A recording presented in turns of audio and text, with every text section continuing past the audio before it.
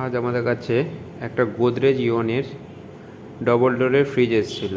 এটার প্রবলেম হচ্ছে, কেউ আগে এটা কাজ করেছিল, যখনই চালানো হচ্ছে আমি গিয়ে যখন দেখলাম যে হিটিং আর কুলিং, মানে হিটারও চলছে আবার ওদিকে কম্প্রেসারও চলছে, ঠান্ডা হচ্ছে, তো আবার ফ্যানও চলছিল না।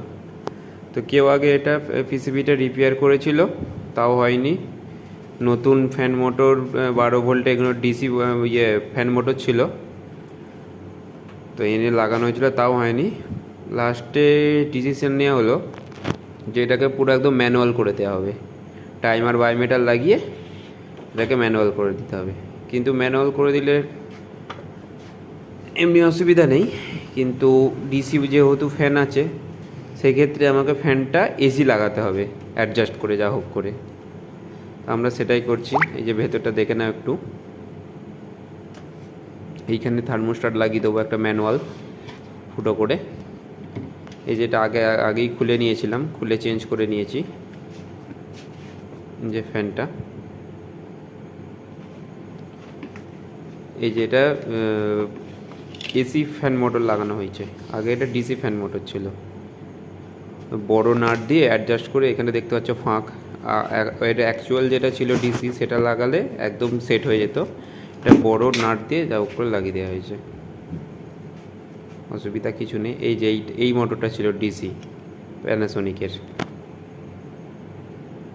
এটা চেঞ্জ করে ফ্যান ব্লেড ফ্যান দুটোই চেঞ্জ করে এসি লাগিয়ে দিয়েছে, লাগানো হয়েছে।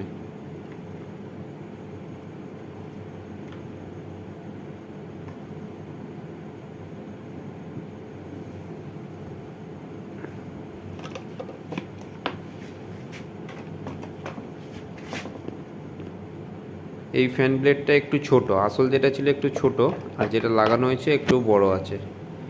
এই যে আসল যেটা ছিল এই এই রাবারটা দেওয়া ছিল, যার জন্য ছোট ফ্যান মোটরটা লাগছিল, ফ্যান ব্লেডটা।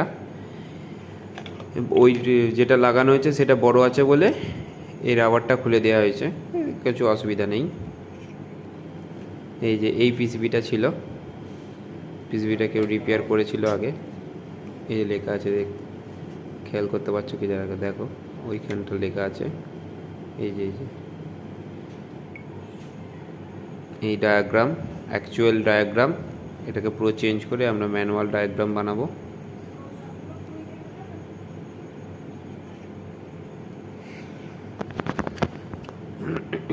এই যে এইখান দিয়ে ওই ওপরটা দিয়ে ফুটো করা হবে, ফুটো করে বাইরে থেকে এই যে এইখান দিয়ে ফুটো করে 4টে তার ফেলে দেওয়া হয়েছে। তার ফেলে টাইমার বাইমেটাল হিটার সব লাইন করে লাগানো হবে।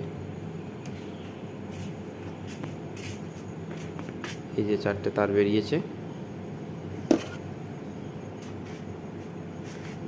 এখানে ক্লিপ করে নেওয়া হয়েছে টাইমার লাগানোর জন্য।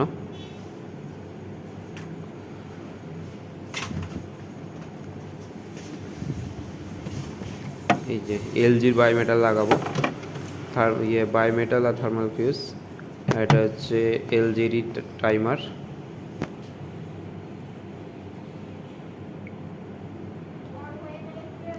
এই যেটা থার্মাল ফিউজটা এদিকে আছে, আর এটা বাইমেটাল। এই দুটো তার, ডান দিকের দুটো তার হচ্ছে বাইমেটালের, আর বাঁ দিকের দুটো তার থার্মাল ফিউজের। এরপর এগুলোকে আমরা লাগিয়ে নেব। এই যে লাগিয়ে দেওয়া হয়ে গেছে, একটা তার গেছে থার্মাল ফিউজ হয়ে থার্মাল ফিউজের সঙ্গে বাইমেটালের কানেকশান হয়েছে, সেটা গেছে একটা, আর ওইটা থেকে একটা তার জয়েন্ট হয়েছে, সেটা গেছে টাইমারের 1-এ, আর একটা বেরিয়ে যাবে টাইমারের 2-এ, আর একটা নিউট্রাল 2 বা 4-এ, এটা হিটিংয়ে আছে, আর এটা হচ্ছে হিটারে যাচ্ছে। এই যে হিটারে ঢুকছে, না সরি নিউট্রাল নয়, হিটারে যাবে, হিটারের ওই দিকে নিউট্রাল লাগবে। আর এইটাই আবার ফ্যানের সঙ্গে যুক্ত হবে। টাইমার, টাইমারটা যে এটা 1 নম্বর, এটা 4-এ 2 নম্বর, কুলিং, 4 নম্বর, 3 কমন, আর 2-এ হিটিং, নম্বরে, আর 1-এ মানে 4 নম্বর থেকে টাইমারের কয়েল কম্প্রেসারে যাবে, আর 2 নম্বরে হিটারে যাবে, আর 1 নম্বরে ওই বাইমেটাল আর থার্মাল ফিউজের যে দুটো তার আছে তার সঙ্গে যেটা আরেকটা বেরিয়েছে সেটা 1 নম্বরে আসবে।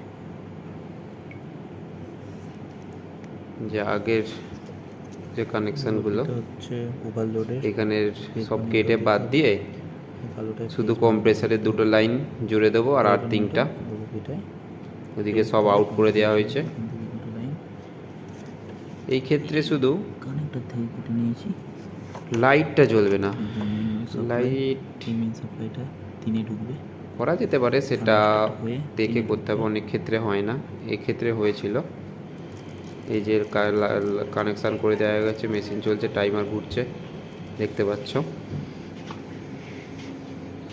এরপরে এটাকে পরে অ্যাডজাস্ট ভালো করে ড্রেসিং করে দেওয়া হবে। এই চলছে, এই যে ধোঁয়া ধোঁয়া ভালোই ঠান্ডা হয়েছে, হেভি ঠান্ডা হচ্ছে, পারফরমেন্স হেভি আছে। পার্টির বাড়িতে এই ফ্রিজটা পড়েছিল প্রায় 4 মাস 5 মাস, কেউ ঠিক করতে পারিনি, আমরা করে দিয়েছি। ইয়েস।